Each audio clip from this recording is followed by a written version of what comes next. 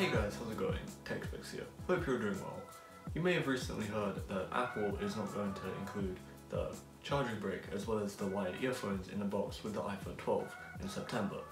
And of course this has come with quite a bit of criticism because not everyone already has a charging brick and they might want one with their new phone when they spend a considerable amount on it. However, when I heard about this rumour, my first thought was that this is to prepare us for next year, 2021, when Apple is rumoured to just straight up make a portless iPhone. Yeah, that's right. No charging port, no wires, no anything. Just a slab of metal and glass. And then I thought that as a fun video idea, I could try to not use the port on my phone for a week. Not only so that I could see what this future could possibly look like, but to see whether or not you actually need a charging port. I found that there are 2 or 3 main things which I use my phone's charging port for, and those are obviously charging, duh, listening to music through wired headphones, and the less frequent data transfer from my phone to my Mac or any other device. To solve the main problem of charging, I had to find a way to charge my phone which didn't involve using a cable that went into the charging port, and currently the only way to do that is through wireless charging. Now, although wireless charging seemed like a likely expensive investment, it's been around for a while, meaning that I could pick up a relatively cheap one from Amazon for about £15, and in all honesty, it wasn't that bad considering the price. The wireless charger which I had bought was pretty small and light, and it fits perfectly over here on my desk. And to be honest, it's the perfect place for it, since it means I can just place my phone down as and when I need to and continue on with whatever it is I'm doing, as I'm usually at my desk most of the time. And since there is also an LED light on the pad which signifies whether or not the device on top of it is charging, it means that I can quickly see whether or not the pad is working and not have to worry about it.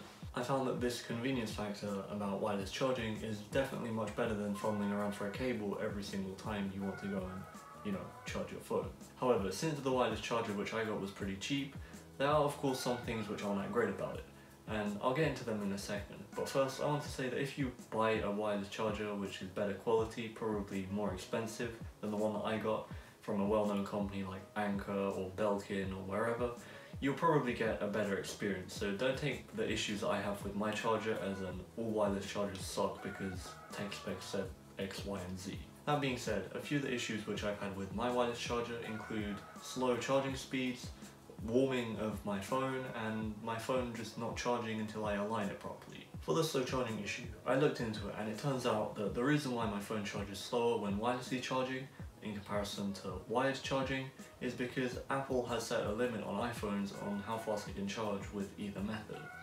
With a wire, you can charge at a maximum of 18 watts, whereas on wireless chargers you can charge up to 7.5 watts, which I'd say is a pretty significant difference. I presume this is to prevent stuff like overheating, but even with the current limits that Apple has set, wireless chargers do make your phone pretty hot to the touch after charging, especially if you don't use a case, like I sometimes do.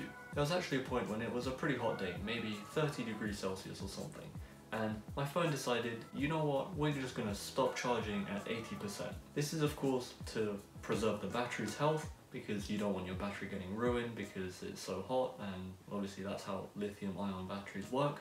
But it's annoying that the wireless charger was contributing to the already hot environment and prevented my phone from charging to the full amount. And the final issue which I had with wireless charging is that sometimes my phone just wouldn't charge if I aligned it or placed it in a certain way on the pad. This is likely because there's not many coils in the pad, because obviously I bought a cheap one, and I'm sure that if you get a bigger wireless charger with more coils which overlap, it will have a larger area for you to charge your device on, but it's annoying because I have to align my phone every single time. It's like, it removes convenience, if you know what I mean. So that is my experience for the charging aspect of not using a port. I think that wireless charging has a long way to go in order to be perfect, but I think that the convenience factor of it is pretty nice, and hopefully over time it will get better with faster speeds and better heat management. Now, the next problem which I had to solve was listening to music through wired headphones. In 2020, it's pretty common to already have wireless headphones like EarPods or Galaxy Buds or whatever, and many people have probably already ditched wired headphones for Bluetooth headphones. However, there is still the option for those people who don't have Bluetooth headphones or just prefer wired headphones in order to allow them to listen to music through the charging port using a dongle. Of course, if the charging port is removed, this means that you won't be able to use a dongle on the phone because there wouldn't be anywhere to put it in, and if this happens, there really isn't another way to listen to music other than using Bluetooth headphones. Personally, since I've already got AirPods, I didn't find it too difficult to not use my phone's port for listening to music, but I do understand the annoyance which could come from this because as someone who has some Beats wired headphones, I just wasn't allowed to use them during this week, and it's annoying because I prefer them because they have comfier fit and they have better quality, and I understand that it would be pretty annoying if your new phone wouldn't let you use your favourite pair of wired headphones. However, like I said before, there isn't really another alternative other than using Bluetooth headphones instead, and luckily though the market for them has grown significantly with the removal of the headphone jack. You can get them for cheaper than before, and there's a variety of different types or styles that you can choose from, be that over-ear, in-ear, with or without hooks on them so they don't fall out, with or without tips on them so then they feel comfier. There's also noise cancellation variants and much more, so you can definitely find something that is perfect for you. Unfortunately for wired headphones, it's just going to be one of them things that we'll have to move on from. There is also a final thing which people may use their phone's port for, which is file or data transfer from their phone to another device like a computer or something. Now personally, I don't often do this with a wire since I just transfer all the files from my devices to each other using AirDrop since I have mostly Apple devices, but for those of you who don't have Apple devices, there are also many other options. The most obvious of these is cloud storage like OneDrive, Google Drive, Dropbox, or all the other different services that are out there, and all of these mean that you can just transfer your files to the cloud and download them over the internet as and when you need to use them on any device as long as you're signed in. However, if you don't want to use a cloud storage subscription service, you could invest instead in a wireless hard drive or a server in your own house, which could, transfer data to and from your devices using Wi-Fi or Bluetooth, which could also be pretty good. Again, probably an expensive investment, but it removes the need for cables and wires and all of that mess, and also the port on your phone. I guess it's annoying to go and switch everything that you do to another method of doing things if you don't already do them in a certain way,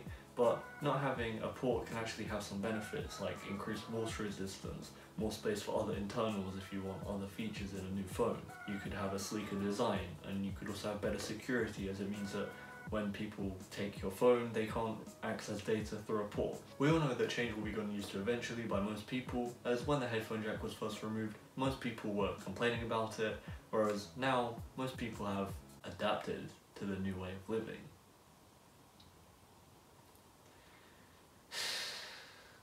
It would also be interesting to hear what you guys think about it. Do you think that a portless phone would be a good idea, or do you think that you need a port on a phone for any particular reason?